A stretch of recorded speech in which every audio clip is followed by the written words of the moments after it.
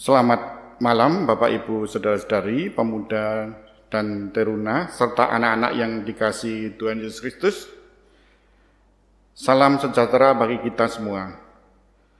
Saudaraku, kebangkitan Kristus bukanlah akhir perjalanan iman kita, tapi ia merupakan awal baru untuk mengarungi samudera kehidupan ini dan kita sambut dengan sorak kemenangan iman, yang kemudian direfleksikan dalam kesetiaan kita beribadah kepadanya sebagai satu persekutuan keluarga Allah. Di tengah amukan badai pandemi COVID-19 yang telah merubah tatanan hidup manusia, hanya dengan mengandalkan Tuhan dan kuasa-Nya, kita beroleh kekuatan memperjuangkan hidup ini menuju terang keselamatannya yang maha kekal. Sebab itu, marilah kita dengan penuh keberanian menghampiri tahta kasih karunia, supaya kita menerima rahmat dan menemukan kasih karunia untuk mendapat pertolongan kita pada waktunya. Ibrani 4 ayat 16. Pemberitaan firman Tuhan akan disampaikan oleh Bapak Pendeta Willem Sairwona, MTH. Mari kita persiapkan hati kita untuk masuk ke dalam tahta kekudusan Allah. Kami persilakan jemaat bersaat teduh secara pribadi.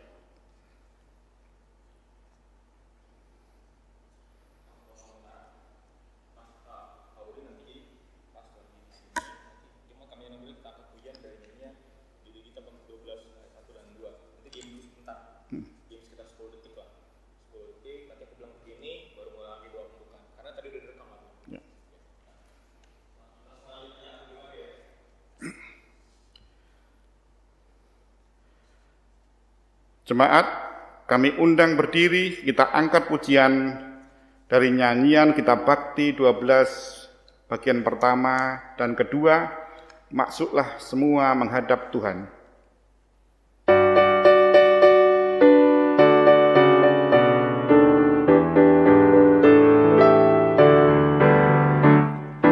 Masuklah semua menghadap Tuhan, sujud di hadirat-Nya. Marilah rendahkan diri dan hati di hadapan tahta-Nya.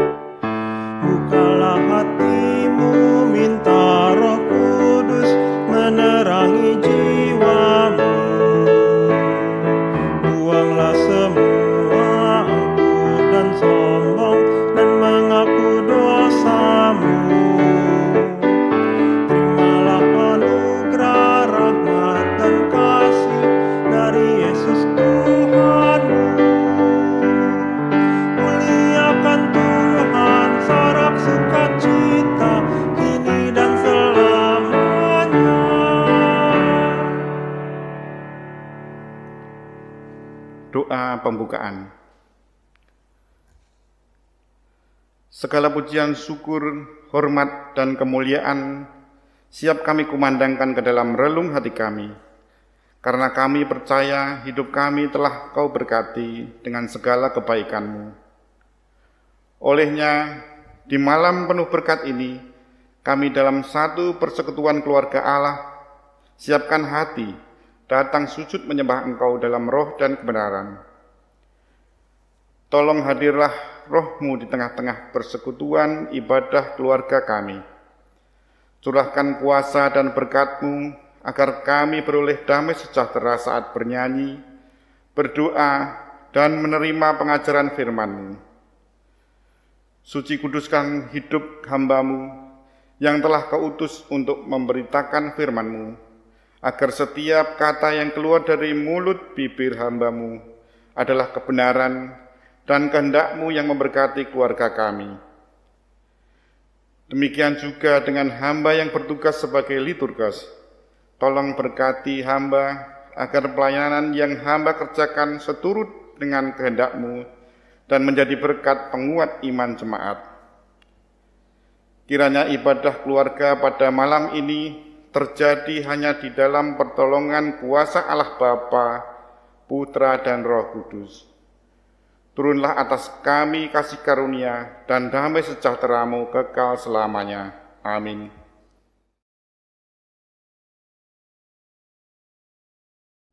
Pembacaan Mazmur pada malam hari ini dari Mazmur 105 ayat 37 sampai dengan 45. Kita akan membaca secara berbalasan.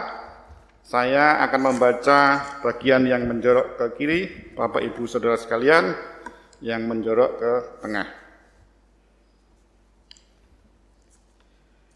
Mazmur 105 ayat 37 sampai dengan 45.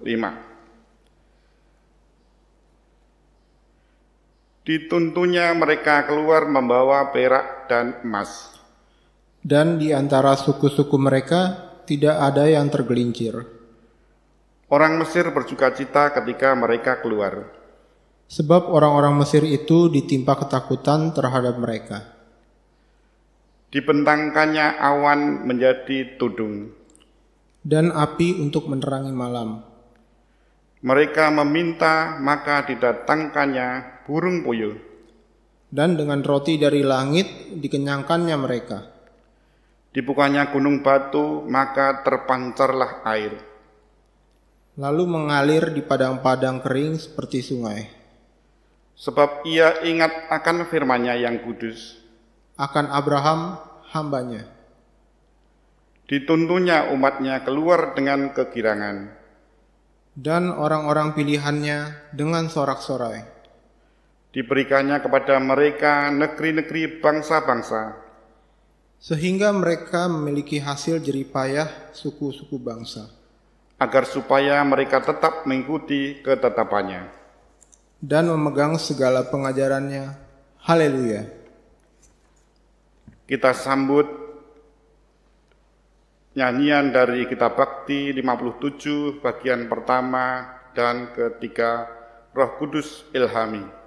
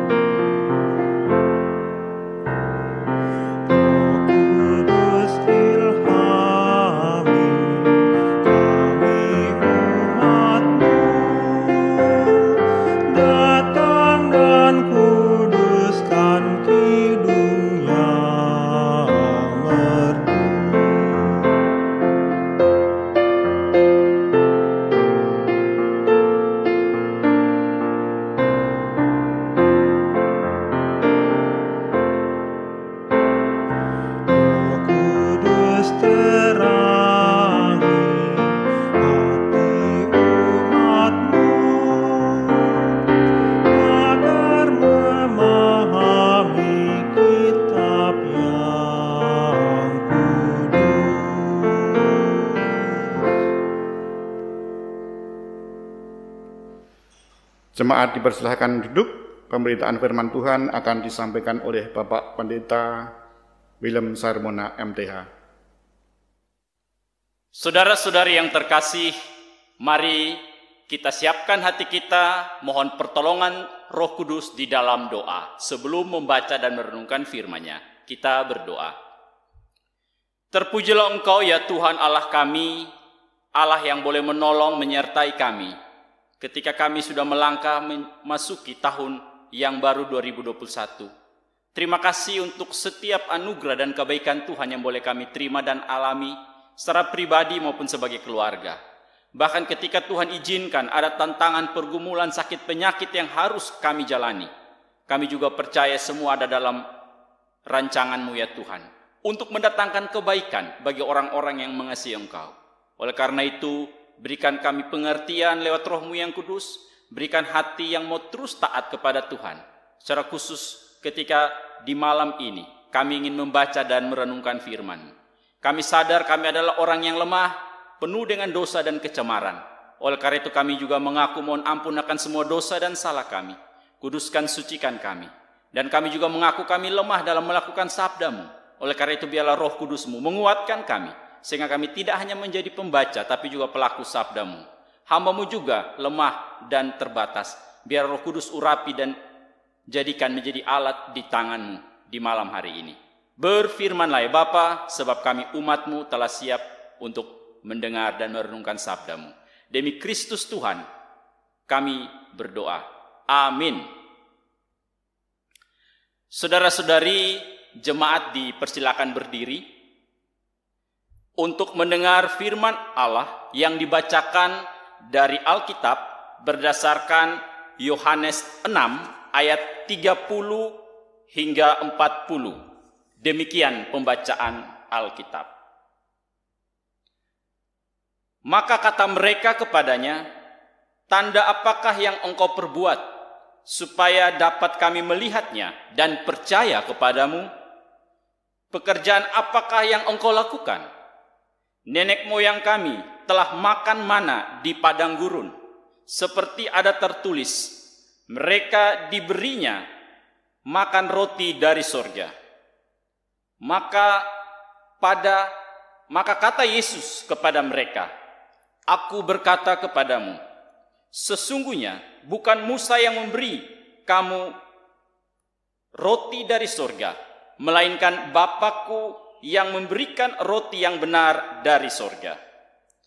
Karena roti yang dari Allah ialah roti yang turun dari sorga dan memberi hidup kepada dunia. Maka kata mereka kepadanya, Tuhan, berikanlah kami roti itu senantiasa. Kata Yesus kepada mereka, Akulah roti hidup. Barang siapa datang kepadaku, ia tidak akan lapar lagi. Dan barang siapa percaya kepadaku, ia tidak akan haus lagi. Tetapi aku telah berkata kepadamu, sungguh pun kamu telah melihat aku, kamu tidak percaya. Semua yang diberikan Bapa kepadaku akan datang kepadaku, dan barang siapa datang kepadaku, ia tidak akan kubuang. Sebab aku telah turun dari sorga bukan untuk melakukan kehendakku, tetapi untuk melakukan kehendak Dia yang telah mengutus aku. Dan inilah kehendak Dia yang telah mengutus aku, yaitu supaya dari semua yang telah diberikannya kepadaku, jangan ada yang hilang, tetapi supaya kubangkitkan pada akhir zaman. Sebab inilah kehendak Bapa-Ku, yaitu supaya setiap orang yang melihat Anak dan yang percaya kepadanya beroleh hidup yang kekal, dan supaya aku membangkitkannya pada akhir zaman. Demikian jauh pembacaan firman Tuhan. Berbahagialah semua orang yang mendengar firman Allah dan mau melakukannya. Haleluya.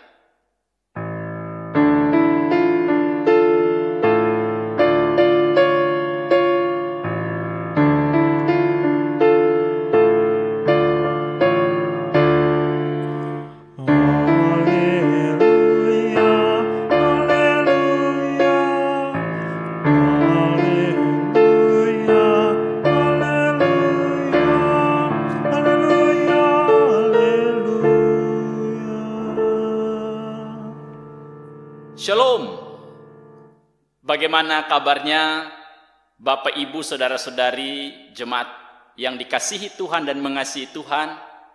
Puji Tuhan, kita masih diberikan kekuatan, kesehatan hingga detik ini pada malam hari ini. Lalu bagaimana kalau ada di antara saudara-saudari kita yang hari-hari ini Tuhan izinkan berbaring karena COVID? Di manakah bukti dan tanda kasih Tuhan? Tentu itu sebuah pertanyaan yang sangat esensial, yang harus kita renungkan baik-baik dan tidak mudah dijawab begitu saja. Hari ini atau malam ini kita bersama-sama akan merenungkan sebuah tema yang diberikan oleh Majelis Sinode, tanda cinta Sang Roti Hidup.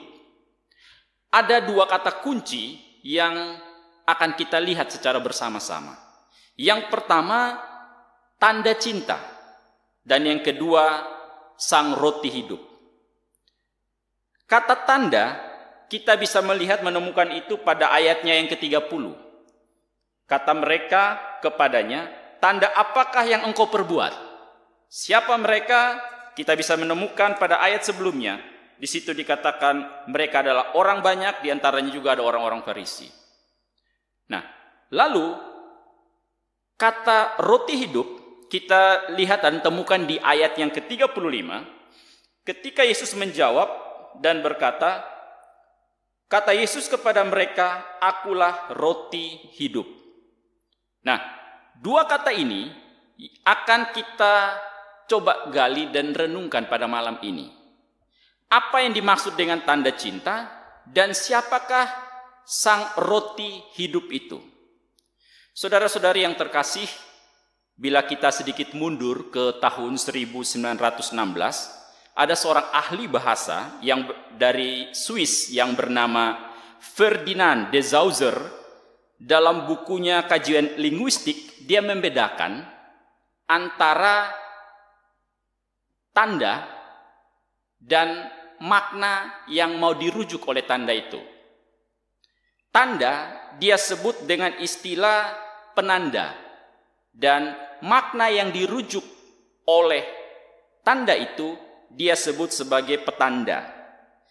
Dengan demikian, penanda biasanya berbentuk fisik, ada materi, ada wujudnya, ada bentuknya. Tetapi petanda itu abstrak karena dia bersifat ide atau gagasan. Saya akan memberikan contoh, saudara-saudari. Contoh penanda, atau ya dalam bahasa sehari-hari kita sebut tanda, bisa kita ambil contoh rambu lalu lintas. Ada merah, kuning, hijau. Nah, sedangkan makna atau pesan yang dibawa oleh lampu itu, merah, kuning, hijau, itulah yang disebut sebagai petanda yang bersifat abstrak karena itu merupakan gagasan ide. Bila lampu merah tanda berhenti, artinya kita harus berhenti. Lampu kuning artinya kita harus berhati-hati, dan lampu hijau kita dipersilakan berjalan. Nah, jadi ada tanda yang disebut lampu lalu lintas dan ada arti yang dibawa oleh atau dirujuk oleh tanda tersebut. Kalau tanda berwujud fisik, kalau penanda atau yang dirujuk itu adalah sebuah ide atau gagasan. Nah, dua hal ini perlu kita bedakan dengan baik-baik, karena kalau kita tidak bedakan dengan baik-baik, maka kita kadang bisa menukar posisi. Kadang kita malah mencampur aduk dan kita menyamakan penanda dengan petanda.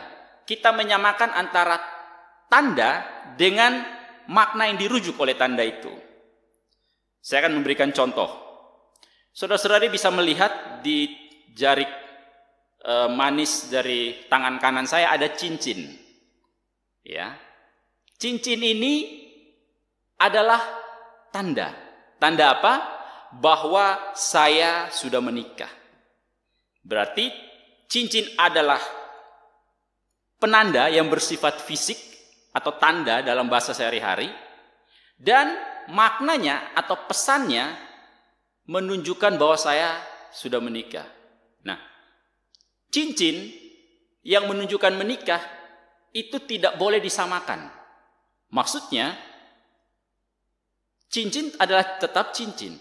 Pernikahan atau perkawinan kudus itu tetap pernikahan kudus yang tidak bisa disamakan.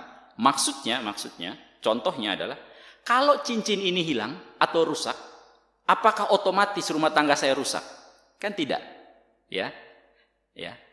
Tetapi kalau kita begitu mendewakan, mengkultuskan cincin, ketika cincin ini rusak, sepertinya dunia kiamat, sepertinya rumah tangga bakal hancur. Karena apa? Karena kita menyamakan penanda dengan petanda, tanda dengan makna yang dirujuk oleh tanda itu. Padahal beda. Cincin berbeda dengan pernikahan, tidak bisa disamakan. Ya. Kalau contoh dalam Alkitab, kita bisa melihat dalam Matius 3 ayat 11, ketika Yohanes mengatakan bahwa orang yang saya baptis atau baptisan air yang saya lakukan ini sebagai tanda dari pertobatan. Artinya, tindakan baptisan merupakan simbol dari orang itu sudah bertobat. Tetapi orang yang sudah bertobat itu tidak sama persis dengan simbol tindakan baptisan. Maksudnya, belum tentu orang yang sudah dibaptis, dia akan hidup sungguh-sungguh bertobat. Atau dia akan selalu hidup dalam pertobatan, belum tentu. Belum tentu orang yang sudah punya cincin pernikahan, belum tentu dia setia pada pernikahannya, itu juga belum tentu. Karena itu dua hal yang berbeda. Nah, hal yang berbeda ini rupanya salah dipahami oleh orang banyak. Kalau kita baca dari ayat 1 di dalam dari ayatnya yang ke-25 hingga 26 dari perikop yang sudah kita baca ini, maka di situ kita temukan bahwa orang-orang pada masa itu mereka salah kaprah. Mereka datang kepada Yesus karena tanda-tanda yang dia perbuat. Yaitu apa? Melakukan mujizat, melakukan tindakan ajaib, kemampuan mengajarnya begitu luar biasa. Mereka stop pada tanda itu. Ya. Mereka tidak sampai tiba kepada pesan yang dibawa oleh tanda itu. Ibaratnya, contohnya, dalam kehidupan orang beriman, dia hanya stop pada baptisan saja. Tetapi kehidupan pertobatan, kehidupan ketaatan pada firman Tuhan itu tidak lagi dia lakukan. Berarti dia hanya sampai pada tandanya saja. Dia tidak tiba pada tujuan dari tanda itu, pesan yang mau disampaikan. Orang-orang banyak ini, Yesus katakan di ayat 26, Aku berkata kepadamu, sesungguhnya kamu mencari aku bukan karena kamu telah melihat tanda-tanda, melainkan kamu telah datang makan roti itu dan kamu kenyang. Ya. Jadi mereka datang karena mereka mengalami mujizat, tetapi ya, berjumpa dengan makna dari tanda itu, berjumpa dengan Yesus itu sendiri mereka tidak mengerti, tidak tahu. Oleh karena itu maka mereka bertanya lagi di dalam ayat 30 yang sudah kita baca. Tanda apakah yang engkau perbuat supaya kami dapat melihatnya dan percaya? Pertanyaan ini muncul karena mereka belum paham bahwa tindakan ajaib, mujizat, ya, khotbah-khotbah yang luar biasa Yesus kerjakan, semua itu hanya merupakan sebuah tanda untuk menunjuk kepada sosok yang harusnya mereka kenal dan percaya itu. Tapi sayang mereka tidak memahami itu. Oleh karena itu maka berdasarkan ayat 30, tanda ini atau permintaan tanda dari orang banyak selalu dikaitkan dengan kalimat supaya kami dapat melihat dan percaya. Jadi, tanda dihubungkan dengan melihat dan percaya. Bila tanda dihubungkan dengan melihat dan percaya, maka kita bisa membagi 4 kategori orang, saudara-saudari. Yang pertama, ada orang yang melihat tanda, lalu dia percaya. Yang kedua, ada orang yang melihat tanda tapi tidak percaya.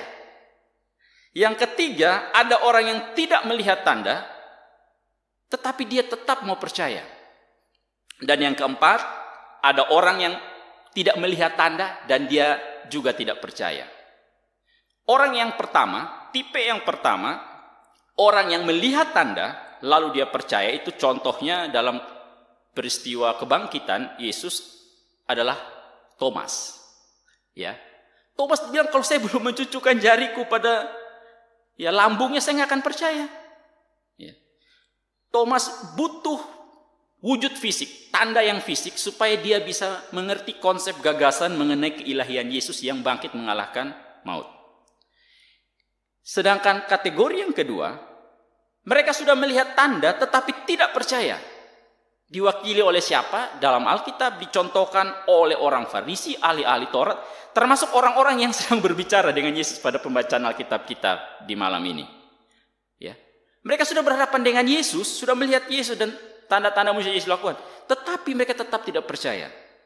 Nah, dengan kata lain, melihat tanda dan percaya itu juga dua hal yang berbeda, tidak otomatis. Ada orang yang melihat tanda baru percaya seperti Thomas, tapi ada juga tipe yang kedua, orang yang melihat tanda tetapi tidak percaya, diwakili oleh orang-orang Farisi, ahli Taurat dan seterusnya. Nah, namun ada juga kategori yang ketiga, yaitu orang yang dia tidak melihat tanda, tidak melihat bukti, tetapi dia mau percaya. Kalau dalam bahasa Alkitab kita sebut sebagai iman, ya, bukti dari segala sesuatu yang tidak kita lihat, dasar dari segala sesuatu yang kita harapkan. Nah, contoh dalam peristiwa kebangkitan itu dialami oleh para perempuan ketika mereka belum melihat Yesus secara fisik, tapi disapa oleh para malaikat. Mereka segera kembali dan katakan pada murid-murid, ya, Yesus sudah bangkit. Mereka belum melihat Yesus secara fisik, tapi mereka percaya. Nah, tetapi juga ada kategori yang keempat, yaitu orang yang tidak melihat tanda dan dia juga tidak mau percaya. Dalam Alkitab dicontohkan, ya, dari kisah sosok tokoh Pilatus. Ketika dia mengadili Yesus, dia minta, kata orang engkau raja orang Yahudi, tunjukkan. Kata orang engkau itu anak Allah, tunjukkan. Tetapi sepanjang Yesus diinterogasi, tidak ada sekalipun Yesus melakukan tanda mujizat. Jadi ya dia putuskan juga tidak percaya. Nah, dari 4 kategori manusia yang ada dalam Alkitab ini, atau dalam contoh yang sudah disampaikan di atas, kira-kira saudara-saudari dan saya, kita masuk pada tipe yang mana? Apakah kita mau melihat tanda dulu, lalu percaya seperti Thomas? Ataukah kita adalah orang yang sudah melihat tanda tetapi tetap tidak percaya seperti orang Farisi? Atau bisa juga, saya tidak melihat tanda tetapi saya percaya seperti para perempuan, dan atau saya tidak melihat tanda sehingga sampai sekarang saya juga tidak percaya. Pembacaan Alkitab yang kita baca ini bercerita mengenai orang pada kategori yang kedua. Mereka sudah melihat tanda tetapi tidak percaya. Sehingga mereka bertanya balik kepada Yesus, apa tanda yang engkau bisa tunjukkan? Lalu apa jawaban atau respon Yesus? Menarik saudara-saudari. Yesus tidak memberikan tanda baru. Ya. Kalau Bapak Ibu saudara-saudari baca baik-baik, apakah Yesus memberikan tanda? Tidak. Atau lebih tepatnya, dia tidak memberikan tanda yang baru, melainkan dia menggunakan tanda, simbol, kisah, peristiwa yang sudah mereka kenal selama ini dalam tradisi agama Yahudi, mengenai kisah keluar mereka bangsa Israel dari Mesir ke tanah Kanaan, yang mana mereka menerima mana surgawi, ya, roti dari surga. Nah, Yesus tidak memberikan atau membuat tanda lagi yang baru, tapi dia menggunakan tanda itu. Saudara-saudari, orang Yahudi memahami bahwa tanda itu diberikan oleh kuasa atau kehebatan dari Musa.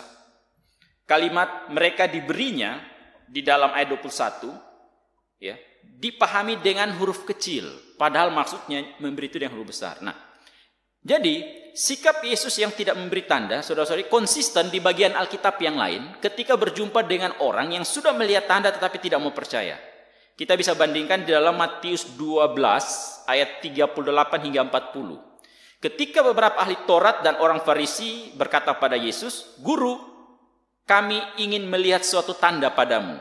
Tetapi jawab Yesus, "Angkatan yang jahat dan tidak setia ini menuntut sebuah tanda, tetapi kepada mereka tidak akan diberikan tanda selain tanda Nabi Yunus.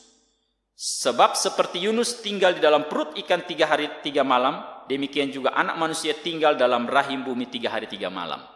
Nah, sama seperti dalam cerita Matius pasal 12 tadi, di Injil Yohanes bab 6, Yesus juga tidak memberikan tanda. Tapi dia menggunakan tanda yang sudah ada untuk mau menunjukkan kepada orang banyak bahwa tandanya sudah ada. Selama ini sudah ribuan tahun bersama-sama dengan kalian. Hanya sayangnya kalian masih belum percaya. Kalian sudah melihat tetapi kalian masih meragukan hal itu. Saudara-saudari yang Tuhan Yesus kasihi, itulah jawab Yesus ketika mereka meminta tanda.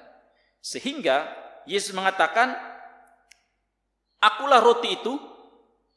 Aku bukan lagi hanya roti sebagai bentuk simbol, tapi diri saya adalah roti itu sendiri.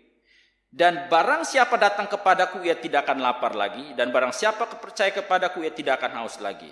Kemudian dilanjutkan pada kalimat yang berikut lagi, di ayat ke-27, semua yang datang kepadaku dari Bapa tidak akan kubuang. Dan seterusnya. Singkatnya, dalam kalimat berikut, Yesus menegaskan bahwa kalau kamu percaya tanda itu, dan kamu datang kepada saya tidak akan menolak kamu. Saya akan memberikan kamu hidup yang kekal, bahkan pada akhir zaman saya akan membangkitkan kamu kembali.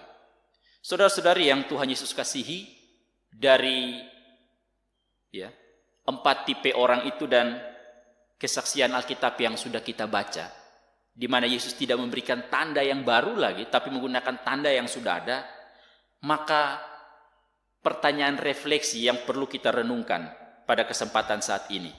Ketika kita ingin melihat kembali, memahami kembali, menghayati kembali tanda cinta dari Sang Roti Hidup. Ya. Siapa roti hidup itu? Yesus sendiri. Dia berkata, barang siapa datang kepadaku, ia tidak akan lapar lagi. Barang siapa percaya kepadaku, ia tidak akan haus lagi. Lalu apa tanda cinta dari Sang Roti Hidup itu di dalam kehidupan kita pada masa kini? Kalau belajar dari pembacaan Alkitab ini, sesungguhnya tanda cinta yang diberikan oleh Sang Roti Hidup sudah sering kita lihat, sudah sering kita alami, sudah sering kita baca, sudah sering kita dengarkan.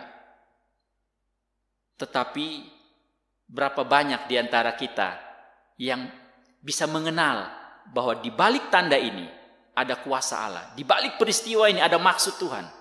Sehingga saya akhirnya bisa tetap percaya pada Tuhan. Saya tetap bisa bersyukur kepada Tuhan. Kalau kita hanya berhenti pada tanda, kita tidak tiba kepada pesan yang dibawa oleh tanda itu, maka kita akan mengalami seperti orang-orang banyak ini. Ketika kita hanya tiba dan melihat terpaku pada peristiwa pandemik saja, maka kita tidak akan bisa melihat bahwa Tuhan mengizinkan sesuatu ini terjadi untuk maksud tertentu bagi umat manusia. Kalau kita hanya berhenti melihat pada penderitaan, aduh kenapa saya sakit, ya, kenapa saya terpapar, kenapa ekonomi saya susah. Kalau kita hanya berhenti pada peristiwa itu, tidak bisa menangkap pesan yang dibawa dalam peristiwa itu, maka kita pun juga tidak akan tiba kepada roti hidup itu. Malam ini Tuhan mau mengajak kita, apapun yang kita alami dalam hidup kita, dalam peristiwa suka dan duka, pahit dan manis dalam hidup ini, itu adalah tanda-tanda di mana Tuhan hendak menyapa dengan kita. Tuhan hendak berbicara kepada kita.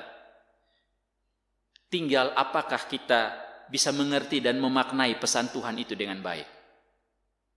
Contoh lain dalam Alkitab, sebagai ilustrasi yang terakhir, adalah ketika Yesus bercerita tentang Lazarus miskin dan orang kaya. Masih ingat? Ya, Lazarus itu kemudian dibawa ke pangkuan Bapak Abraham, dan orang kaya itu masuk ke neraka yang panas dan dia sangat kehausan. Lalu apa permintaan dia pada Bapak Abraham?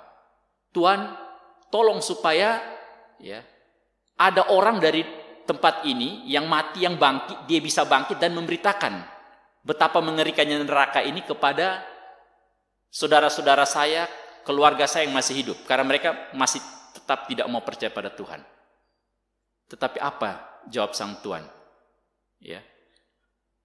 Walaupun orang itu mati orang bangkit dari kuburan dan memberitakan sesuatu, orang itu tidak akan percaya bila dia tidak percaya apa yang sudah diceritakan dan disaksikan dalam kitab suci, dalam firman Tuhan.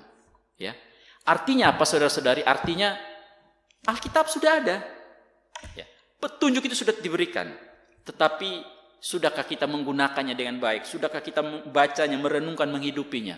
Sehingga kita terus bisa melihat dan mengalami bahwa apapun yang kita jalani saat ini, walaupun mungkin itu pahit, tetapi sesungguhnya di balik itu merupakan cara Tuhan, tanda yang Tuhan berikan, supaya saya semakin dekat pada Tuhan dan saya semakin ada dalam hadirat-Nya. Kiranya Tuhan menolong dan memberkati saudara-saudari sekalian. Amin.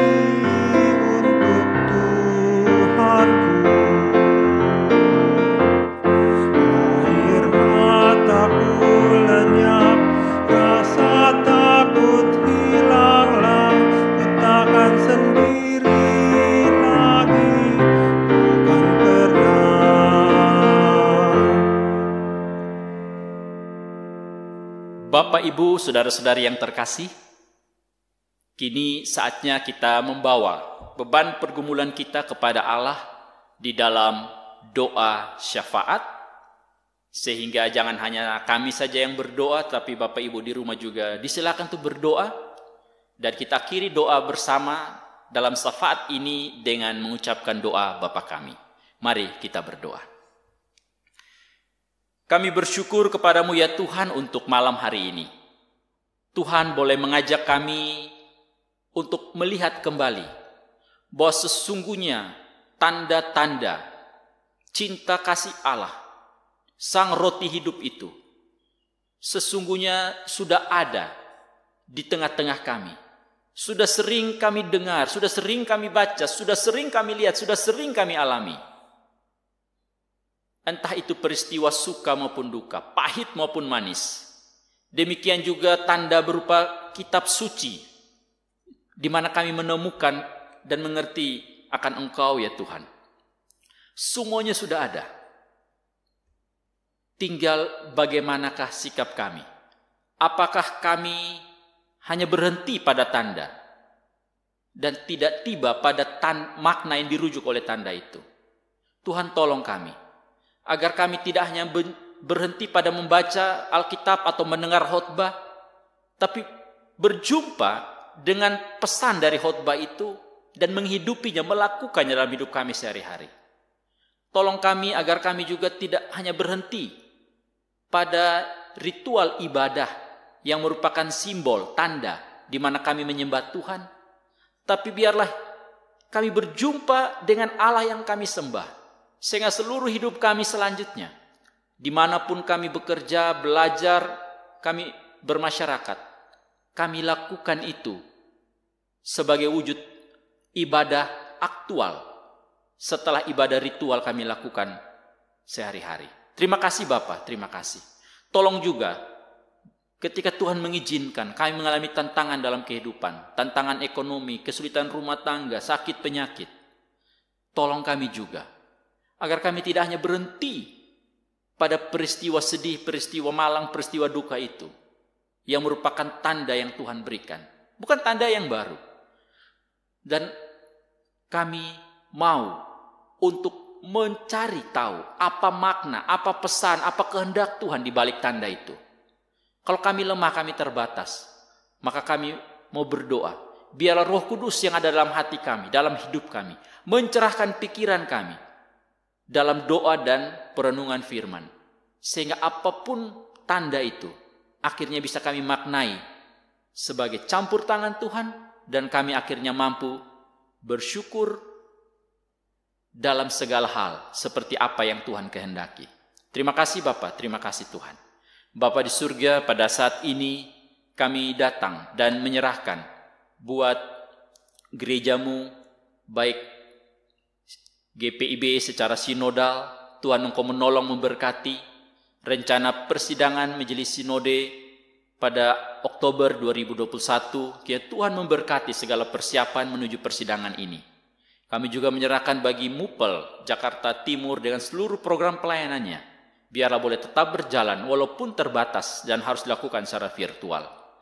Juga program pelayanan di gereja kami, GPB Karis Pulau Gebang. Tuhan Engkau juga boleh menolong setiap program pelayanan yang sudah dijadwalkan, sudah direncanakan, biarlah semua boleh berjalan di dalam situasi new normal yang ada saat ini.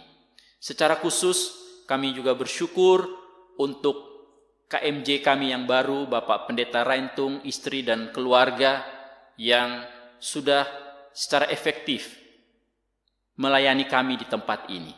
Tuhan memberkati hamba-Mu dalam segala kesibukannya, sehingga waktu dan perhatian juga bisa semakin diberikan untuk membangun pelayanan dan membangun pekerjaan Allah di GPB Karis Pulau Gebang.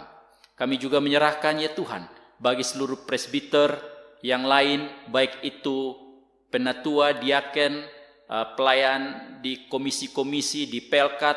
Tuhan Engkau menolong. Ke-6 pelkat yang ada, Tuhan Engkau memberkati. Seluruh jadwal ibadah yang sudah mulai berjalan di bulan Januari, Tuhan juga menyertai. Terpujilah nama-Mu ya Bapa di surga, terima kasih. Kami juga tetap menyerahkan pergumulan kami agar gereja kami boleh memiliki izin beribadah. Biar Tuhan memberkati dalam upaya yang akan dikerjakan oleh KMJ yang baru dan seluruh tim dalam pengurusan ini. Tuhan menolong menyertai. Terima kasih Bapa, lingkungan di mana kami berada, di RT RW Kelurahan Pulau Gebang, Tuhan juga menolong sehingga situasi COVID ini boleh membuat kami lebih waspada, berhati-hati dalam kami berinteraksi satu dengan yang lain dengan tetap menjaga protokol kesehatan. Bapa di surga, kami juga menyerahkan bagi Provinsi DKI di mana kami berada, salah satu provinsi dengan tingkat paparan COVID yang sangat besar, sangat tinggi. Dan secara Indonesia, pada hari kemarin sampai tembus 11.000 orang yang positif COVID. Ya Tuhan, kami sedih, kami ikut prihatin dengan kondisi ini. Tentu ini merupakan tanggung jawab bersama, bukan tanggung jawab pemerintah. Oleh karena itu biarlah kami sebagai jemaat yang adalah bagian dari warga negara Indonesia boleh secara sadar dan tertib untuk menjaga protokol kesehatan lewat menjaga jarak, memakai masker, dan mencuci tangan dengan air mengalir dan sabun senantiasa. Terima kasih Bapa di surga, terima kasih ya Tuhan. Dan Tuhan juga menolong dalam upaya pemerintah untuk menolong dan menyembuhkan orang-orang yang sakit. Biarlah kasih karunia Allah tercurah lewat tenaga medis, lewat alat-alat yang digunakan dan obat-obat digunakan. Tuhan kuduskan semua dalam nama Yesus. Sehingga oleh kuasa dan perkenanan Tuhan, yang sakit disembuhkan. Namun kami berdoa juga bagi yang Tuhan muliakan, yang meninggal dunia karena COVID ini. Tuhan, kuatkan keluarga mereka yang ditinggal. Yang bersedih, Tuhan hiburkan ya Bapa. Sehingga bila dia orang beriman, dia boleh percaya bahwa kematian itu bukan sesuatu yang menakutkan. Bila hidup kami adalah Kristus, maka mati adalah keuntungan. Demikian kesaksian dari Rasul Paulus. Bila kami dalam hidup kami lakukan untuk Tuhan, maka bila mati pun akhirnya harus tiba, kami tidak gentar karena kami bahagia boleh berjumpa dengan Allah Tuhan kami. Terima kasih Bapa di surga, terima kasih. Kami juga bersyukur untuk vaksin COVID yang sudah mulai didistribusikan ke provinsi-provinsi, kota, kabupaten yang ada. Tuhan menolong sehingga gerakan vaksinisasi massal COVID-19 ini boleh berjalan dengan efektif. Setiap pihak yang sudah didata yang akan divaksin, biar mereka juga boleh menerima vaksin dengan sukacita. Kami tahu Tuhan, ada kelompok masyarakat tertentu yang anti vaksin. Termasuk juga di kalangan gereja, ada kalangan umat Kristen tertentu yang khawatir dengan vaksin ini. Dan menghubungkan vaksin ini dengan microchip dan gerakan antikris. Tuhan, kami mohon, biarlah kasih Allah boleh menyadarkan mereka, agar mereka tidak semena-mena dalam menafsirkan kitab suci, agar mereka tidak salah memahami tanda yang Tuhan berikan di dalam Alkitab lewat kitab suci. Biar mereka memahami, menafsirkan dengan benar, sehingga mereka tidak menyesatkan banyak umat lewat pernyataan-pernyataan mereka di media sosial yang menentang untuk ikut vaksin. Terima kasih Bapa di surga, terima kasih. Kami juga menyerahkan ya Tuhan ke dalam hadirat-Mu bagi bencana yang terjadi di Republik ini. Peristiwa pesawat yang Sriwijaya Air yang jatuh beberapa hari yang lalu di Kepulauan Seribu, Tuhan menolong sehingga lebih banyak lagi jenazah yang segera ditemukan dan juga alat-alat lain yang ditemukan. Tuhan menolong agar bisa dicari tahu apa yang menyebabkan pesawat ini jatuh. Kami juga berdoa Tuhan hiburkan seluruh keluarga yang bersedih. Kami juga menyerahkan bagi bencana yang terjadi gempa bumi di Sulawesi Barat, di Majene, Mamuju, juga bencana banjir bandang di Kalimantan Selatan, letusan gunung berapi yang terjadi di Gunung Merapi, Jogja maupun di Semeru, Jawa Timur. Tuhan Engkau menolong sehingga pemerintah dengan sigap bisa menolong menyelamatkan para masyarakat yang menjadi korban dari bencana-bencana tersebut. Berkati juga seluruh tim sukarelawan yang telah turun biar bisa meringankan beban dari keluarga korban yang ada di daerah-daerah tersebut. Lindungi kami juga semua Tuhan, jemaat-Mu, sehingga kami ada terus dalam penyertaan dan belas kasihan Tuhan, diberikan terus kekuatan, kesehatan, dan umur yang panjang atas izin dari Allah sendiri. Terima kasih Bapa di surga, terima kasih. Dengarkanlah juga sekiranya pada malam ini ada di antara kami yang secara diam-diam menaikkan doa syafaatnya.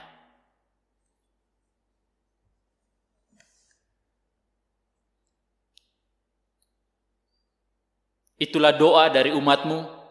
Ya Tuhan, dalam pengasihan-Mu kami mohon, dengarkanlah doa kami yang kami naikkan hanya di dalam nama Yesus Kristus Tuhan yang telah mengajar kami bersama-sama berdoa. Bapa kami yang di surga, dikuduskanlah nama-Mu, datanglah kerajaan-Mu, jadilah kehendak-Mu di bumi seperti di surga. Berikanlah kami pada hari ini makanan kami yang secukupnya, dan ampunilah kami akan kesalahan kami, seperti kami juga tahu mengampuni orang yang bersalah kepada kami. Dan janganlah membawa kami ke dalam pencobaan, tetapi lepaskanlah kami daripada yang jahat.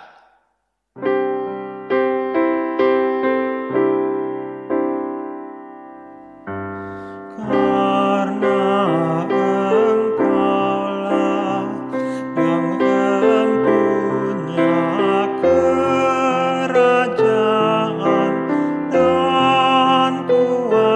dan kemuliaan sampai selama-lamanya.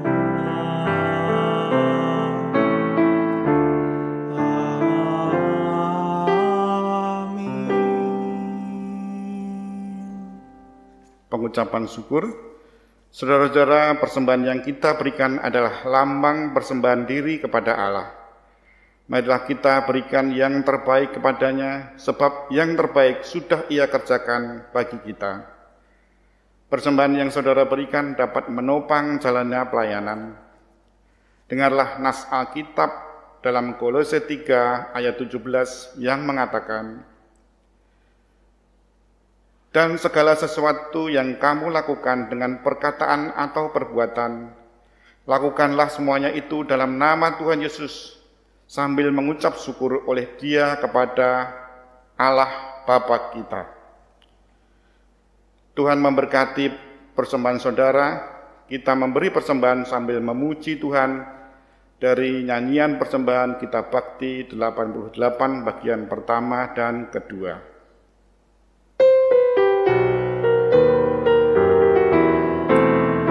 Bersyukurlah pada Tuhanmu, bersyukurlah karena kasih-Nya, persembahan dirimu kepadanya sebagai persembahan tulus dan benar. Itu ibadah murni dan sejati yang berkenan kepada Tuhanmu. Soraklah hai umat-Nya, persembahan padanya sambil bersukacita sujud menyembahnya, ucapkan syukur puji namanya.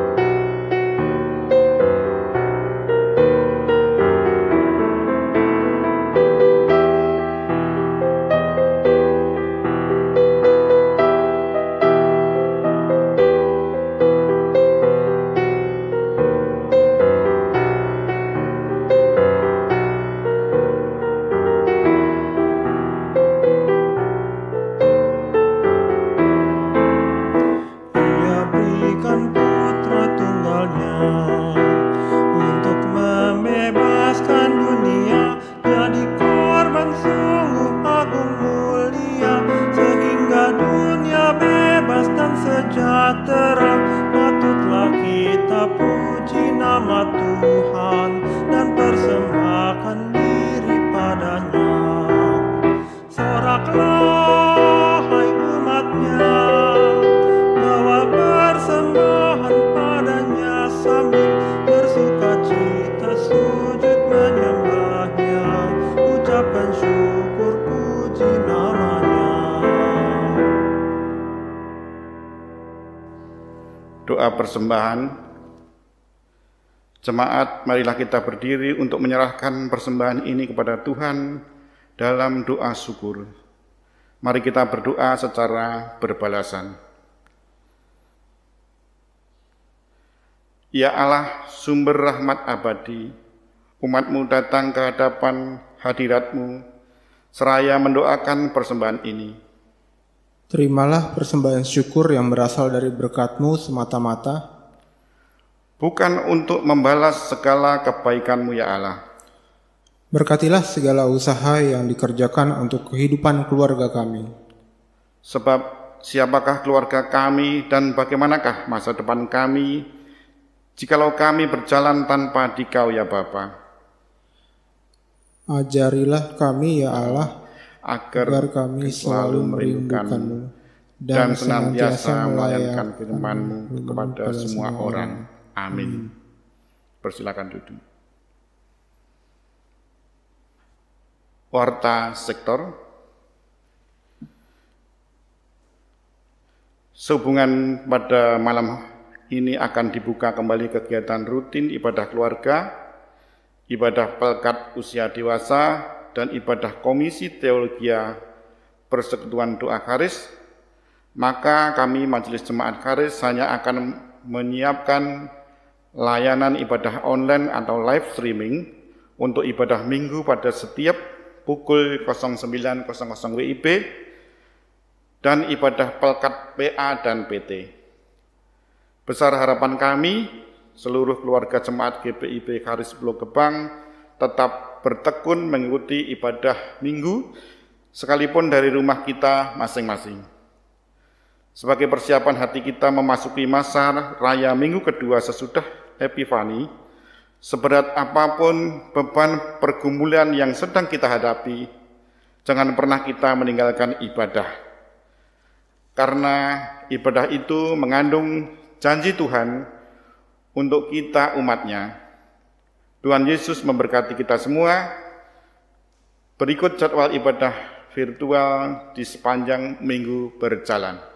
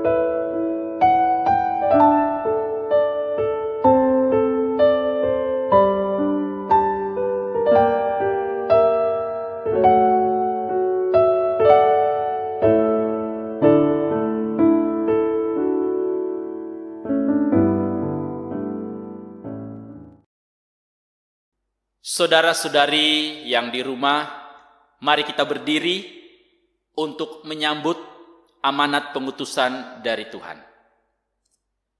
Hidup yang dijalani ini selalu menghadapi tantangan dan pergumulan yang berat. Oleh karena itu, jadikanlah Tuhan Yesus sebagai jawaban dalam menghadapi segala macam tantangan hidup ini. Sebagaimana firman Tuhan yang berkata, diberkatilah orang yang mengandalkan Tuhan, yang menaruh harapnya pada Tuhan. Yeremia 17 ayat yang ke-7.